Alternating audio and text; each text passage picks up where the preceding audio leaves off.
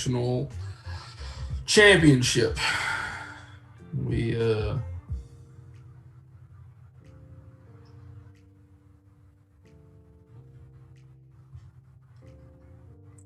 right.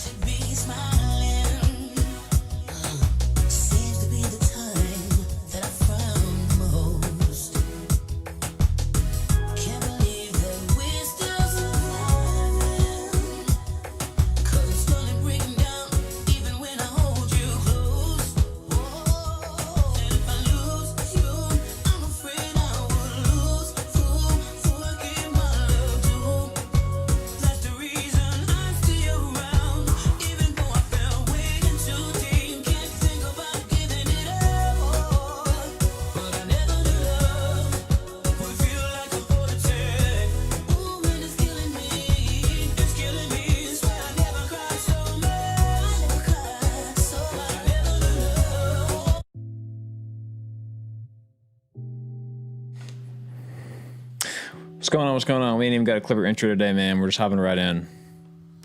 What's up, Daryl? Hey, man. It's been a hot minute. How you been, Spencer? I'm good, man. Holidays treat you well? Santa Claus come to town? They did. I mean, technically he did, but not for me. Not for you? Were you on the naughty list? I don't know, but we decided because my mom's getting her new house and everything, we didn't do gifts this year with her. Yeah, I got and we you. don't do gifts with Brianna's family, so. So Daryl, I'm gonna keep it a $1.50 with you. All right, let's hit it. I think I'm gonna steal the Declaration of Independence because apparently it's not that hard. Let me stop you. Let me stop you right there because I just saw a tweet on a Twitter YouTube creator say right now, apparently, if you say anything about the events that have transpired as of yesterday in your YouTube video, they're gonna hit you with a strike. So what happened yesterday? Nothing we can talk about apparently. So let's just go ahead. I mean, I wasn't gonna talk about. I know. Yeah, anything. I'm with you, man. No, it's bullshit. It's ridiculous. But we're gonna keep it clean, or not clean necessarily. We're gonna keep it on topic for the most part, so we can avoid getting YouTube taking us down. But yeah, man. I hope YouTube doesn't take us down. Well, for legal reasons, that was a joke. YouTube for any of y'all watching. For legal reasons, that was a joke. Anyways, 2020 was a hell of a year. Yes, it was. And there were high highs, low lows. But let's face it, man. It was a lot of interesting college football to watch this year. There really was. In the season that almost wasn't, we got a lot of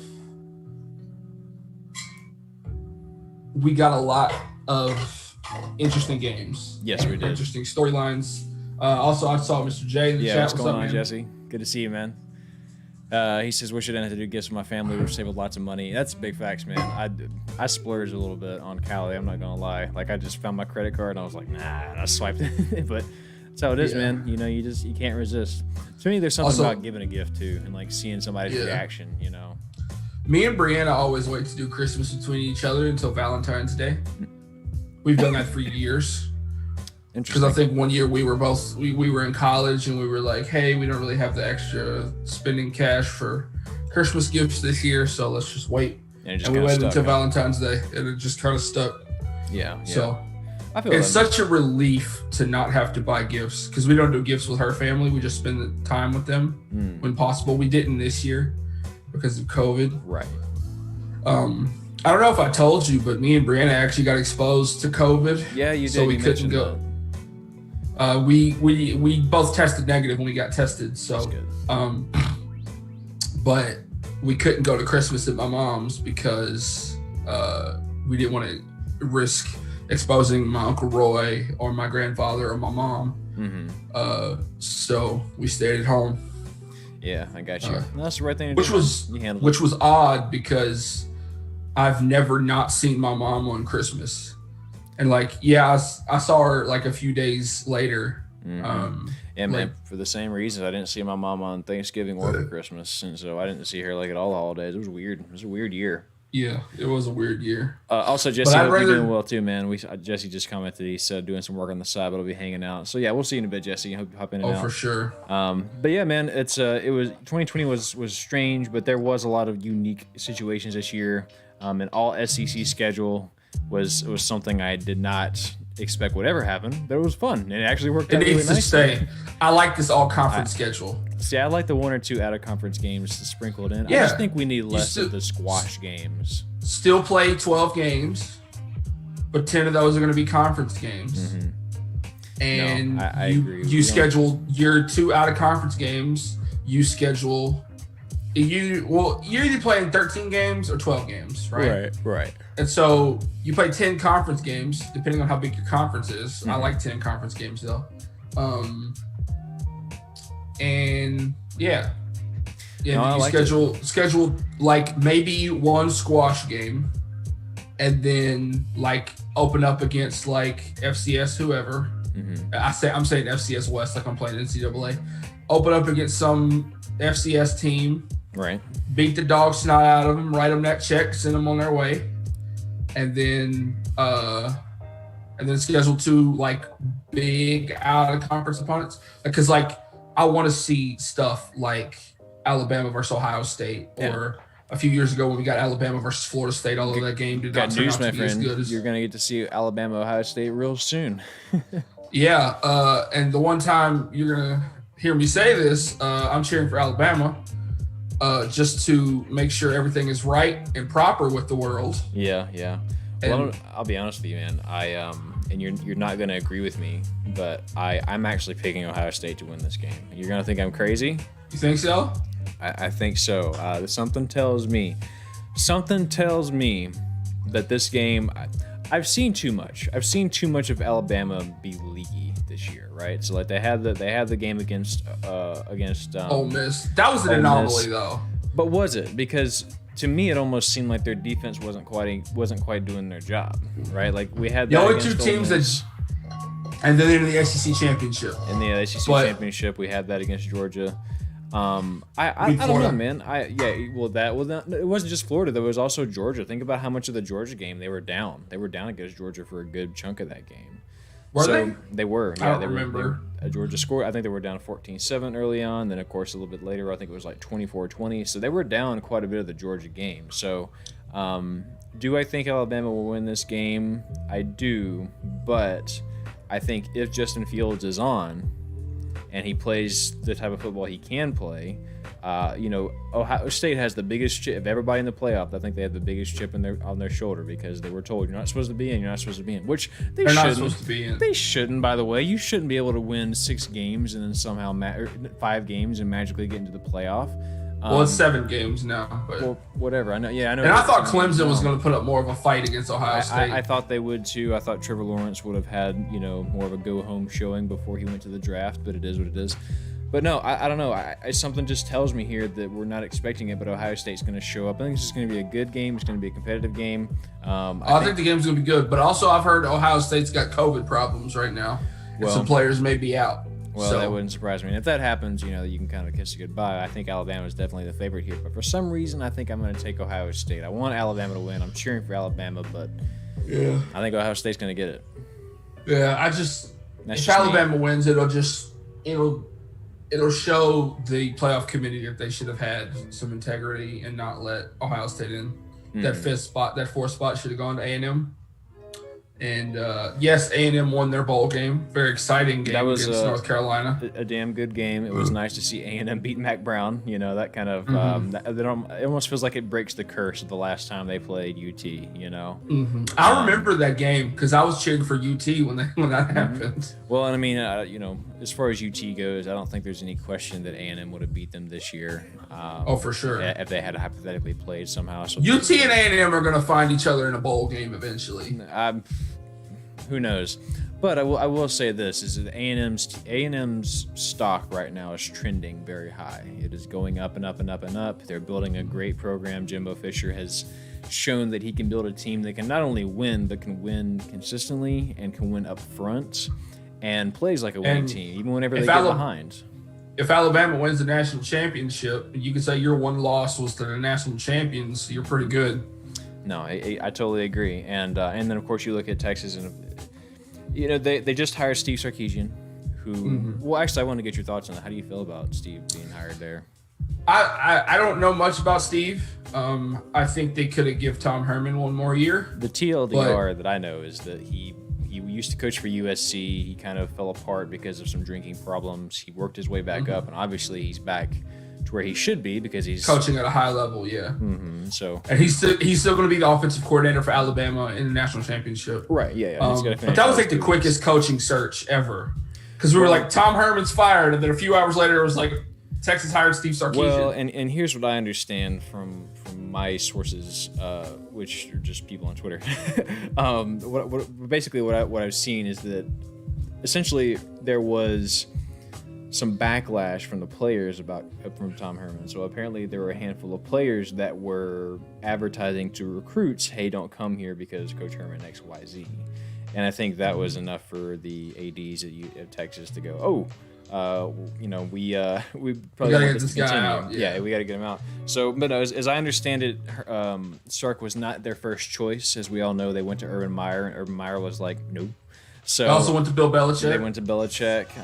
But yeah, I mean, Bill Belichick's never leaving the Patriots. He's going to retire. No, I'm with you. He's like Saban. He's going to stay. They also went after Dabo Swinney, which bold. Well, I mean, but you got to think about the pockets. I mean, they're willing not only to pay Tom Herman to get out of there because they he had a big contract. They had to buy him out.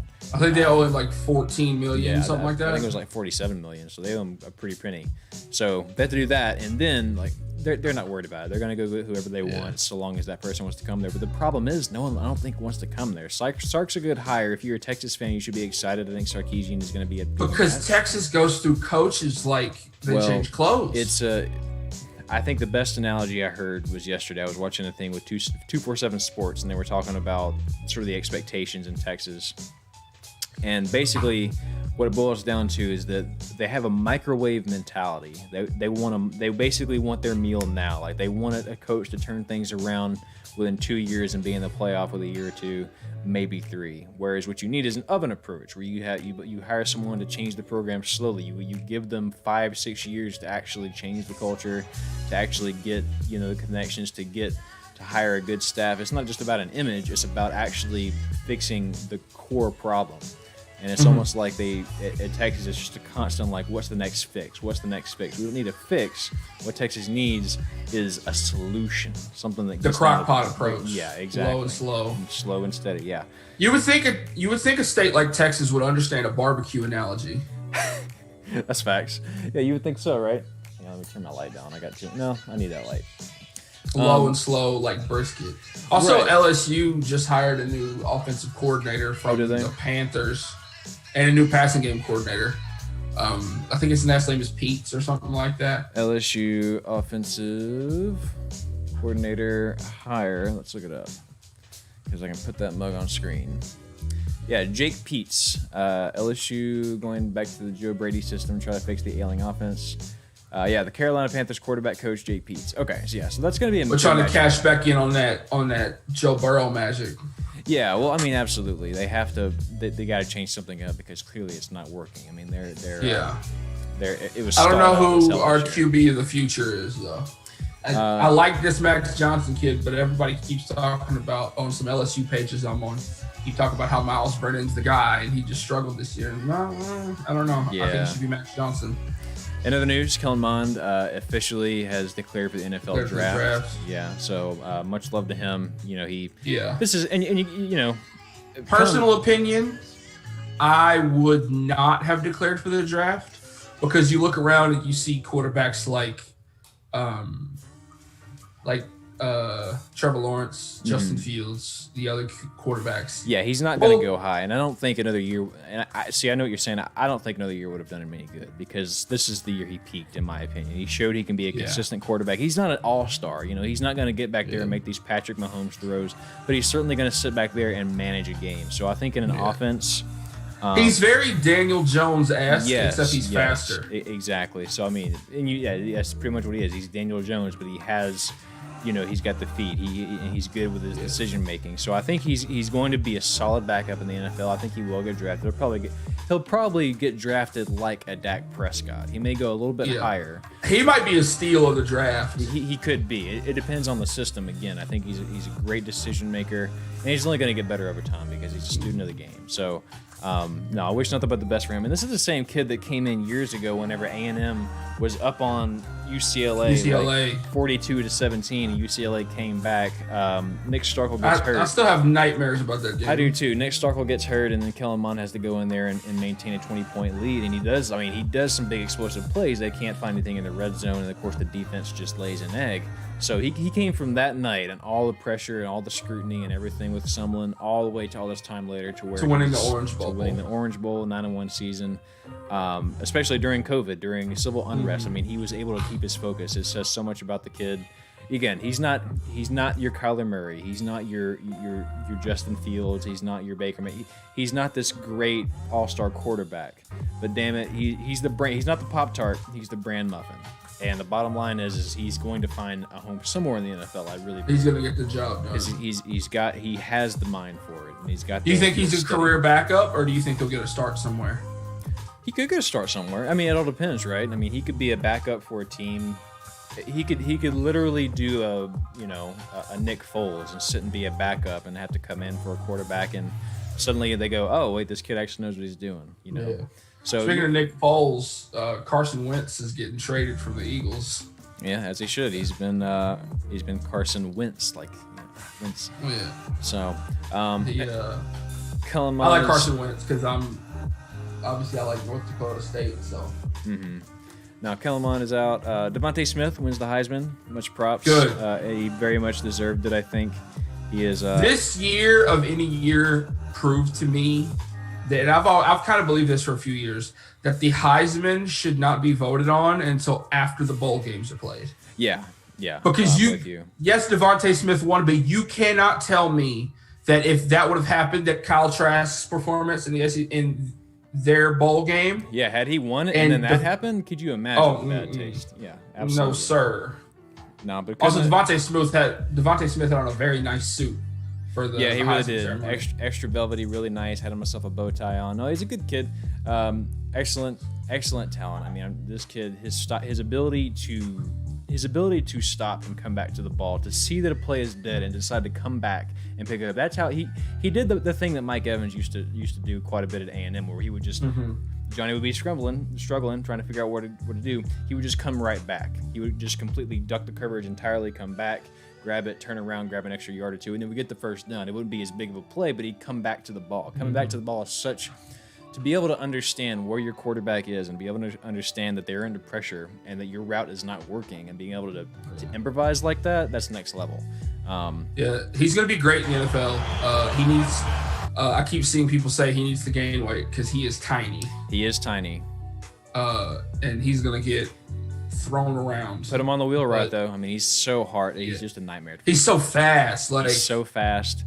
And his ability to get yards after the catch consistently is just one of a kind. I mean, the kid's great. Imagine if once him and Jalen Waddle might be playing in the national championship for Alabama. So yeah, it gives them. But like, imagine once him and Waddle get to the NFL.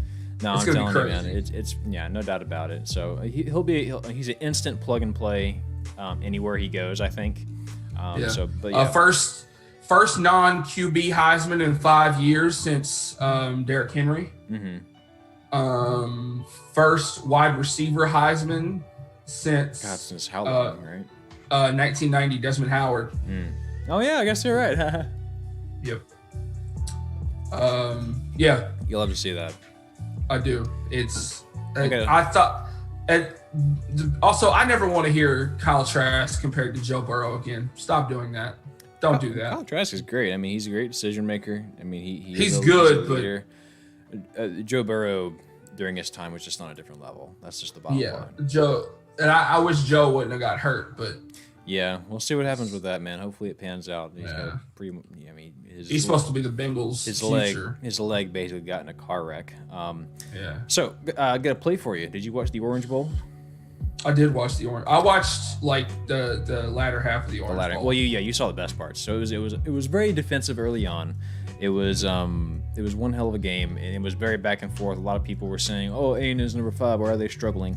It's because of their type. It's because of the way they play ball. They play keep away. They play defense. They play keep away, and they run a very slow, kind of ugly offense, but it gets the job done. And honestly, man, are you about to? I think I know which play you're about to show. Yeah, you already know. It's an offense. I watched this one live, so. It's an offense that has slowly made me appreciate the run game. Because, I mean, you think about me, I'm an A&M fan, I'm a Dallas Cowboys fan. What is that? That's a bunch of, especially back in the day with Johnny Manziel, it was nothing but throwing, man. It was high flying, it was air raid. I love running the ball. If I play Madden, any kind of football, sports game, I'm running the ball a lot. I have such a newfound respect. So, for the running game, to me, it's just a beautiful thing. So this play. Why do you think I love the triple option offense so much? Yeah, man, it's so much can be done. So fourth quarter, it's a tied ball game here. A&M really and truthfully at this point is running the ball a little bit liberally because they want to run the clock out again. They play keep away. They want to go down here and score, or they want to go down here and kick and then go to, or they want to at least keep the ball away long enough to go to overtime. Worst case scenario, you're not giving the ball back no matter what. So they're running the ball a lot here. They got a nice Smith back here. And then what's going to happen on this play? Kellen Mond has been keeping the ball quite a bit tonight. So he's done a lot of keepers. He's already scored on the keeper before. So here, he's going to hand it off. Oh, my God, what happened there? Hold on, let me scoot you back. So before we get started, Weidemeyer, the tight end, he's going to pull. He's going to come around. And, of course, you're going to have the right tackle come around as well. Gets the momentum going that way, right? So what that does is it leaves this defender right here wide open, right? And so you know from playing NCAA how the read option works. If the guy comes down after the running back, you keep it. If he stays where he's at, he's waiting for you, and you run it, right? If you're the quarterback. Kellen Mond knows here, all right, I've got to hand this off if he stays. And, of course, he does stay. The reason he stays, even though he has a free shot, is because he knows he has to respect Kellen Mond on the run. Kellen can take it and run off this way, so he has to stay. He can't just immediately run down there, right? So that being said, he stays. And then Weidemeyer is going to come around here a minute, and he's going to get just a key block. And boom, there it is. He blocks up on number 7. He knocks him down. And then this is just a Nia Smith. I keep saying it, Nia Smith. Devon Achane. This is just Devon Achane being a pure athlete at this point. So he's going to come around. He's going to get former track star. I think he's still running track at A&M, actually. Oh, he still runs track? Okay. So good block on Weidemeyer, but he trips over Weidemeyer, keeps his footing, and now you've got number 2 on him. He blocks. But here's what makes this play go to the next level and why he's going to take it to the house. You get going, this key block here downfield. You have Anaya Smith blocking, and then you have this another wide receiver right here blocking. 2 blocks downfield. As soon as he gets to that point to where, as soon as those 2 blocks get made, those are the last 2 guys. After that is tail lights, and he's to the house. Yeah. Dojo. That fight song. Yes, sir. He's taking that one to the residents. Mm-hmm. And of course, they broke it down here again. You know, you're gonna get the pull. You're gonna get the pull. And again, remember, Zero's over here. He's just gonna sit right at home because he knows I have to respect the run from Kellen Mond. He can't just go after him. Although if he does, Kellen's gonna keep it and he's gonna go for probably quite a few yards himself. But again, yeah, that blocking downfield is what made it work. Hell of a play, and it was absolutely needed. It was one of those things where I almost thought, oh no, they scored too fast. But they I thought the same thing. I was like, oh no. Mm-hmm, but exactly. But even if you score too fast, even though North Carolina's offense had been producing all night, they still have to score a touchdown. Yes. But yeah, that play. This A&M offense is going to be deadly next year. Yeah, no, I agree with you, man. And is it Isaiah Spiller a senior? No, Spiller is I think he's a sophomore. No. He's a junior. So I think So Spiller might be back. Anaya Smith is going to be back, and A-Chain is still going to be there. A-Chain and Smith will be back. And then of course we're just waiting to find out about Spiller. But Spiller's been kind of hurt on and off all year, so I'm not sure his stock is highest right now. I bet he'll try to nurse that injury and see what happens. For sure, and he'll definitely come back. I don't know who the projected starter for next year is. Probably Haynes King. Haynes King probably is definitely. I don't know any of the other quarter. Is Watermeyer coming back? Watermeyer should. Yeah, I think Watermeyer's a sophomore, and then of course Caleb Chapman will be back. And then of course Baylor Cupp, their big star. Will he finally get to play? He's been injured 2 years in a row. Both times he got injured in fall camp, and he was out for the year. So I don't even know where he's going to be at this point. When you're injured that long, it changes you. I think at this point, Watermeyer's your guy. Baylor Cupp does come back and he does play next year. I mean, that's good. That's another person in the rotation, but I'm not.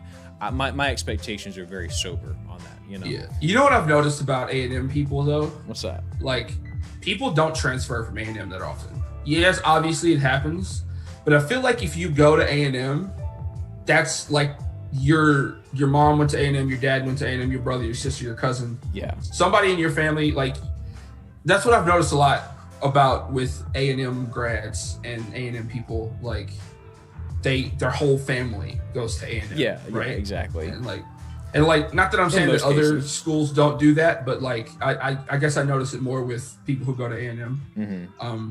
I have a play that I would like to show you, Daryl. Oh, please, let's hear it. It is from back in the day. I do not know what year it is from. Okay, I'll look it up. But I'm going to go find you the link right now. And I can look it up. You just tell me. Well, no, because I want it to be a surprise. Oh, okay. We'll put it in the Discord. Because the name of the play I have to type in. Let me see if I can.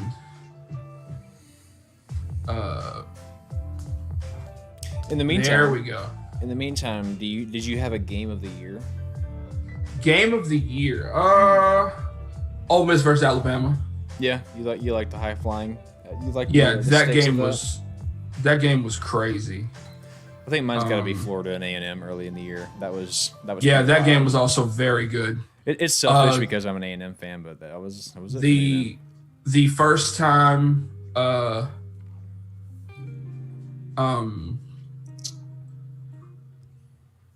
The first game between Oklahoma and Iowa State was also very good. Yes, it was. Iowa State showed up this year, man. I'm excited to see what they can do next year. Iowa State's definitely one of my T-shirt teams of the year. I hope Iowa State runs the table next year in the Big 12. I don't know if it'll happen. I don't know enough about who's coming back. But they obviously have Oklahoma's number, but did that work? Okay. I'm about to drop that in the Discord. They obviously have Oklahoma's number, but the way Oklahoma played to end the year out was just crazy. Yeah. So, like, obviously it's hard to beat a team twice in a season. I just dropped that in the Discord, and I think you're really good. This play is from 2010. It was Presbyterian University versus Wake Forest, and yeah, we're just gonna watch. I want you to watch it first, and then tell me what you think of this play, and then I'll explain what happens. All right. Obviously, you're gonna know what happens. Will I? Are you sure? You might know what happens. I don't know. Okay, here we go. Presbyterian and Wake Forest. What's going to happen here? Now, Presbyterian playing its first game ever against the BCS team, Wake Forest. You can't spell Presbyterian without tricky. Oh, this well, you can, but you get the point. Yeah, How about this play? So you understand what happened there? It was over, and then they bounce it. It's a back. The old lateral. For those of you that don't know, Hang on, what you're about to. All right, sorry. Talk again. I'm sorry. It was playing. What you're about to see is Presbyterian's quarterback is going to throw a pass that is going to hit the ground and bounce to his wide receiver. Normally, that's an incomplete pass, but he threw it backwards. He threw it behind the line of scrimmage in a backwards motion. So that counts as a lateral. The laterals can bounce off the ground, and then you can continue with the play. Mm-hmm. So what this trick, the beauty of this trick play is that— he sold it, man. He sold it, and he made Wake Forest defense freeze, and then the wide receiver could stand up and throw a wide open touchdown pass. You know, and it's funny because you saw like the gears turning on the defenders. They were like, wait, I think that's live. You know? Yeah. And like, look how effortlessly he throws this. Like, also, hang tight. I just got something in the mail, or maybe someone's at the door. Just 1 second. Okay. So if it's still running on the screen, you'll see how effortlessly. All right, we're good. It was just a package. I was like, I think it's a package, but I want to make sure it's not somebody actually at the door. All right, continue. But you watch how effortlessly this wide receiver threw that ball. And like, I don't know any of these players' names. This was from 11 years ago. Mm-hmm. It's just hilarious. And I've been wanting to show it to you for a while. Yeah, I saw that once. I've seen that once or twice, just kind of around. Yeah. Obviously, if you like watch trick play highlights on YouTube, we're all want to do. Dude, this will pop up. It's beautiful. I think it is. I think Presbyterian ended up losing that game like 53-13. Really? Like Wake Forest put the dog on them. It was that ugly, huh? Yeah, but they pulled that off. So.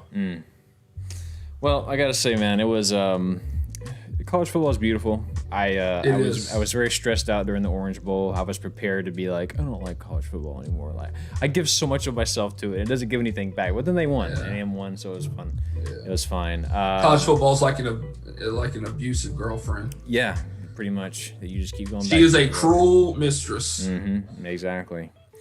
So, but yeah, man, it was. I had a lot of fun this year. It was surreal that A&M was relevant. It was also surreal how far LSU has fallen since last year. You know what I mean? Like, yeah. I've never. It's been quite a while since I've seen a team just fall off like that. But yeah, first team. I mean, like, first game of the season, I was like, we're gonna lose to Mississippi State. Like, period. Like, I predicted that shit, and it happened. Yeah. And then Mississippi State turned out to be real bad, which also tells you how bad LSU was because Mississippi State was garbage. Yes. And I think I remember watching the A&M Mississippi State game, and I think they put I think it was like 7-8 sacks for that game on Nick Costello. And it's crazy too because if you think back to week 1. You know, LSU obviously coming off of that Natty, you were thinking like, oh, great, you know, Mississippi State might actually be good because they did everything they did. And it wasn't just that they won, it was that they won in spectacular fashion. Like every time they made a play, every time there was a touchdown, every time there was a big play, it just felt massive, man. I mean, it looked impressive, and they had LSU would score, and then Mississippi State would score right back. Mm-hmm. And like, obviously we had a different kind of season because of COVID, but like, in that moment, we thought it was two juggernauts. You know, we didn't think it was just two bad teams. You know. Yeah. Not even juggernauts, just like Mississippi State in a new system. Yeah. Like, it's the air raid, and like it's Mike Leach, who's hilarious. Yeah. But like I don't know if the air raid is going to do as well as we may have thought it was going to do in the SEC. Well, because really all you have to do is play zone coverage and like watch a bunch of film. Well, not necessarily, because you can do things like you can attack the seam, which is pretty much what LSU did all last year, because they had, I mean, if you think about it, man, I mean, they were in what's the, I don't know why I'm blanking on the term, empty sets all year. Like, I mean, it was just Joe Burrow back there, and he was just like, all right, who did I throw to this time? And that's why they were so good, because they would just constantly get giant chunks of yardage nonstop, over and over. And then also LSU fell off because our best wide receiver opted out. Yeah, that didn't help. But then one of the guys, true freshman Keyshawn Boutte, he came on at the end of the season against I think it was our last game of the year. He had a big game. He played he scored like a bunch of touchdowns and set the LSU record for receiving yards in a game. And he's like a true freshman. So yeah, I gotta say, I think the team I had the biggest difficulty understanding was Oklahoma. Yeah, because it felt like so early on. Okay, Lincoln Riley might be, it might be enough. Like, was he really being carried by Kyler Murray? Was he really being carried by Baker Mayfield, et cetera, et cetera? And then all of a sudden, at the end of the year, can we talk about Florida getting just completely? They got clapped. I mean, what was that? Oklahoma walloped them. I don't know. Were they just so broken after the shoe game? Yeah, probably. They were so demoralized. I think they did have a couple people opt out, but my goodness, and poor Kyle Trask was doing everything he could, man. He threw 3 interceptions in the first half. That's what I'm saying. Like, he was trying to force it. Like, he was so out of his element. Oklahoma was just ready. They were. They had a game plan. Because Oklahoma, you lose to Kansas State, you lose to Iowa State, which I predicted both of those losses. I was like, Kansas State's going to run it back, and Iowa State's going to run it back. I got to give you credit, man. You were on your picks this year. Yeah. I remember even at the beginning of the season when Louisiana beat Iowa State, I was like, watch out, Iowa State. Yeah, I know. I don't think I picked Louisiana to win, and then Louisiana would definitely be my t-shirt team of the year, them and Iowa State for sure. But I don't know, man, which game was it was it the Kansas State game or the Iowa? There was a game where Spencer Rattler got benched for a drive or two, and they put in Tanner Mordecai. That's when the switch flipped. Yeah, I think you're right. I think it might have been K-State actually. Was it the Kansas State game? Because even though they lost that game, that's when Spencer Rattler turned it on, and Oklahoma just started flattening people. Well, and again, I think, and I mentioned this last year, but I think that who was it that came? Jalen Hurts coming in might have hurt Spencer Rattler a little bit, because again, when you're a big program like that, and Kevin Sumlin knows this lesson very well, when you're a big program like that and you're juggling these 5-star quarterback recruits, and you have to tell someone they're not going to play Spencer right Rattler's now, one of the best quarterback recruits ever. That's what I'm saying, man. I think he's from Arizona. To come out of his state, he was real big. That's what I'm saying. To do that, to go, hey, listen, I know you're expecting to play, but we're going to take this guy right now and you'll learn. It's hard to tell a guy that's 18, 19 years old, hey, wait, because they just want now. That's why I'm here to be the hero. I'm here to be the big 5-star recruit. It's my time now, right? So to tell them, hey, but if there's anybody you want to sit behind, it's Jalen Hurts. If there's anybody you want to sit behind, it's Jalen Hurts. I appreciate and I 100% agree with that. But it's just hard for him to sort of say, okay, fine. So I think that kind of threw up his mojo. I mean, he hadn't really played a full game of football since he was in high school. So I think there was a lot of rust there. Oklahoma could be very scary next year. I think so too. Sarkeesian is going to have his handfuls. Iowa State's going to have their handfuls. The Cowboys, Oklahoma State, of course, they're going to be doing everything they can. But no, the Big 12 is going to be interesting to see next year. Oklahoma, of course, I think is going to be the favorite. I think Iowa State and Oklahoma run it back for the championship again. I think so. And of course, because because Sam Ehlinger's probably declaring for the draft. Yeah. Although we need to talk about Casey Thompson. This kid is a baller. Oh my gosh. Because normally I always watch the Alamo Bowl because besides the big bowl games, that's my favorite bowl game every year because it's the Big 12 versus the Pac-12. We're going to score a bunch of points. We're going to throw it all over the yard, and it's going to be a good time. And there's been some classic ones like that TCU versus Oregon when TCU was down 31-0 at the half, and they came back and won 47-41. And then there was the one back in the day, Robert RG3's last game. It was Baylor versus Washington. That game was excellent. So it was Texas versus Colorado, and Texas stomped Colorado. They did, yeah. Not enough to save Herman, but they did. Yeah, and then I'm pretty sure this is a Colorado team that's only played 4 games this year. Yeah, they were 4-1, 3-1, something like that. Yeah, it's just that kind of a year, man. And then I think Sam Ehlinger got hurt or he got benched or something. No, I think he hurt his shoulder, and I don't think it was a major injury. I think it was just it was bad enough to where they were like, don't worry about it. You know. And they put in Casey Thompson, and this kid just took off. And also Bijan Robinson, the running back. No, So if Casey Thompson's the starter next year and they get Bijan Robinson back, Texas also might be dangerous. If you factor out the politics and the kiss ass, Steve Sarkeesian is coming into a great program. He's already got a lot of talent there.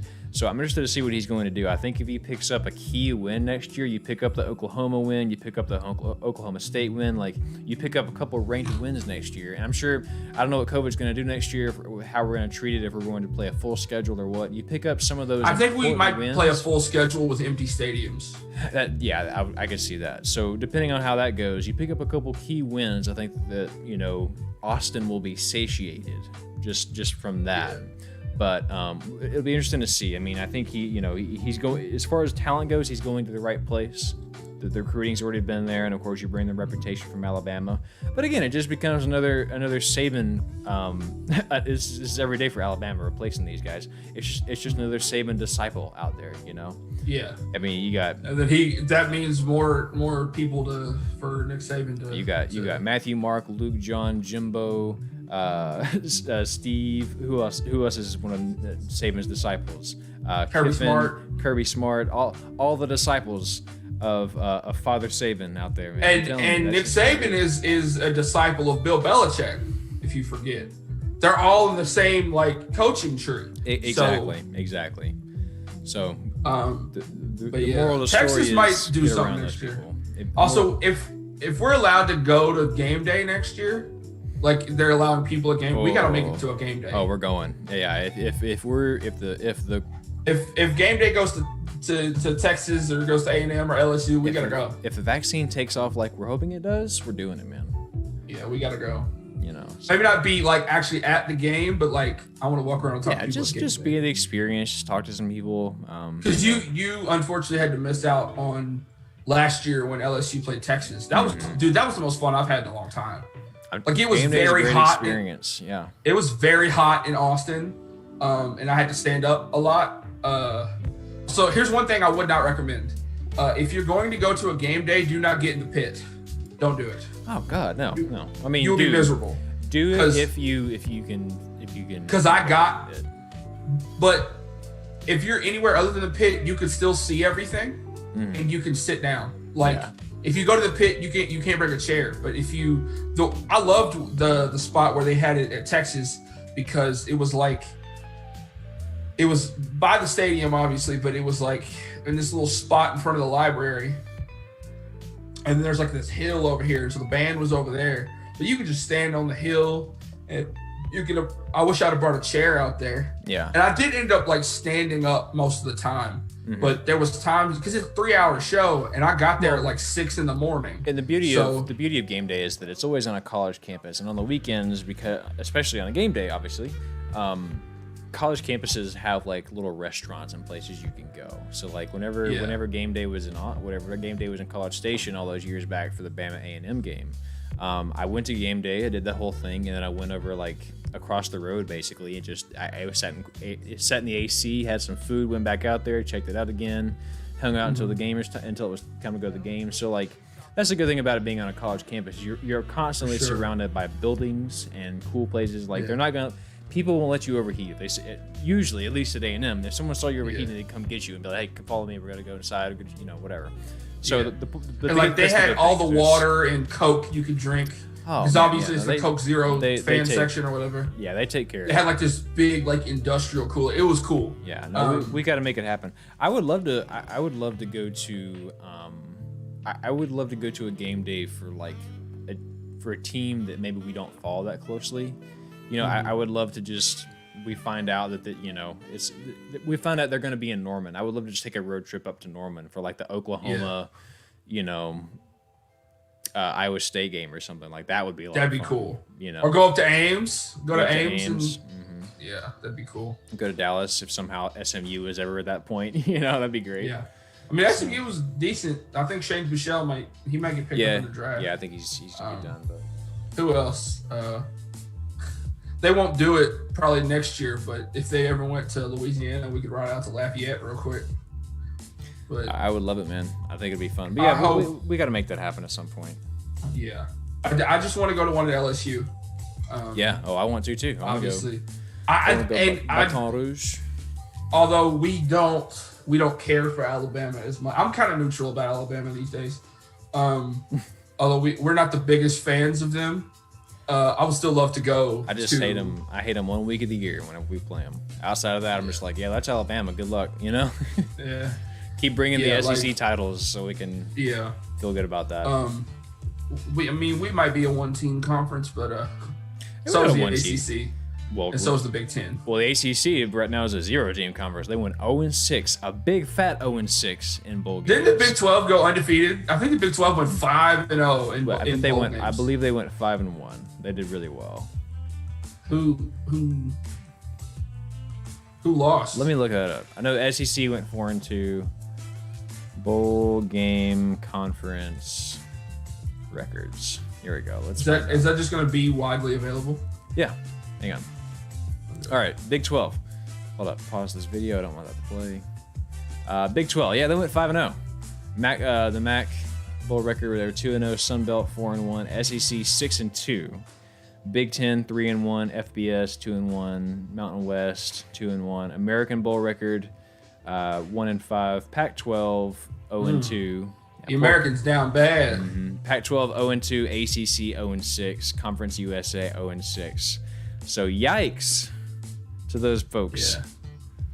Yeah. I hate to see that. Also, I didn't mention it, but the Iowa State versus Oregon game was good. The Fiesta Bowl. Mm-hmm. That game was dope. That was a very entertaining game. Iowa State ended up winning, of course. But yeah.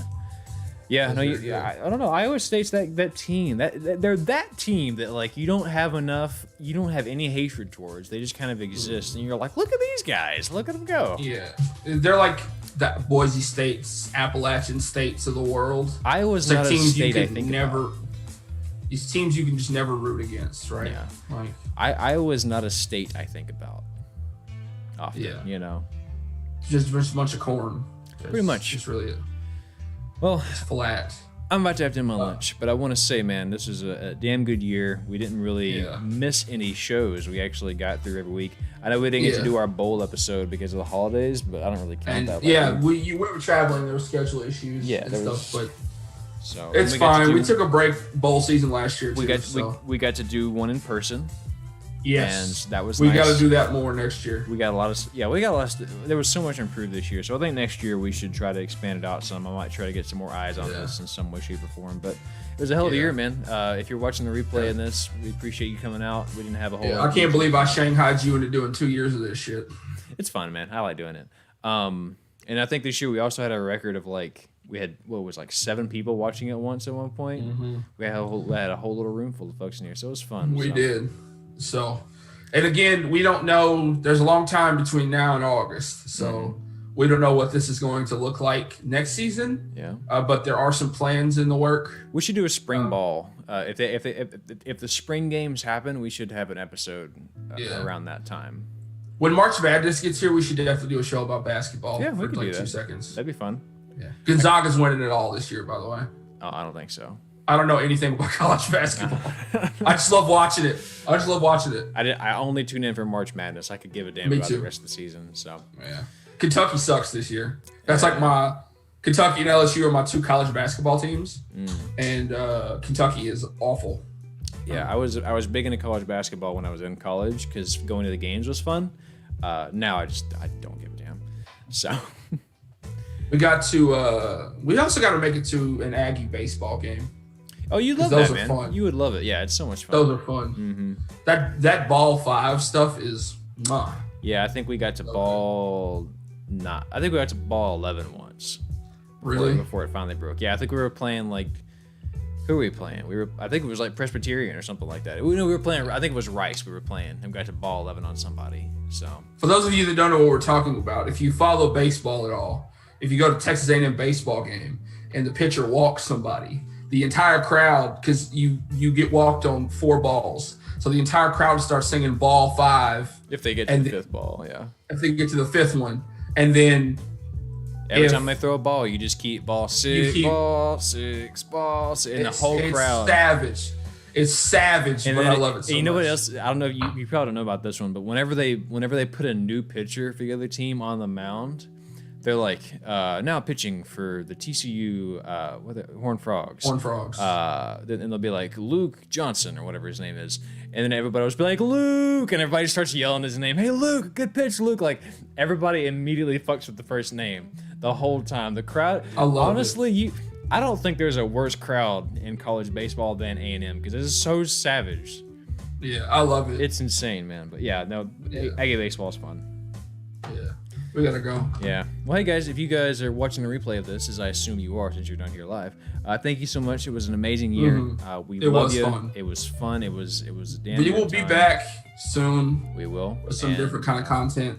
Yeah, we got it. There's not going to be a big gap like there was last year between January and August where we just didn't do anything. Yeah, we're gonna try to get a couple more in. I am going to be working on some solo stuff on a different channel very soon. Get hype. Be on the lookout for that.